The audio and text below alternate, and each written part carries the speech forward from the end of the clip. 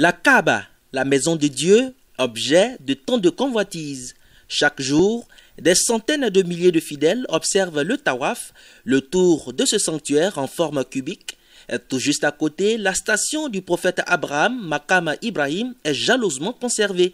C'est la pierre qui porte les traces des pieds de l'envoyé de Dieu lors de la construction de la Kaaba. Premier lieu saint de l'islam, la Kaaba est entourée par la mosquée sacrée de la Mecque, une architecture imposante dans un savant mélange entre le passé, le présent et l'avenir. Justement, les travaux d'agrandissement du lieu de culte se poursuivent depuis quelques années maintenant.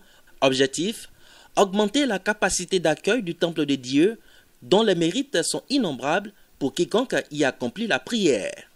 Voilà, qu'est-ce qui est permis? Il est permis de faire des bonnes choses, des invocations, d'évoquer Allah, de faire beaucoup de prières, car la prière dans le haram est égale à 100 000 fois la prière dans l'autre mosquée. C'est pourquoi il est important, on peut même se déplacer à cause de ça, même si ce n'est pas Hajj. Le prophète a dit qu'il y a 3 mosquées seulement qu'on peut se déplacer pour venir prier. Et parmi ces mosquées, d'abord, il y a le haram. Au sein de la mosquée sacrée, les fidèles s'abreuvent du zamzam. Eau bénite jaillit du sol aride entre les monts Safa et Marwa. Des agents veillent 24 heures sur 24 à la distribution de l'eau, mais aussi sur la propriété des lieux.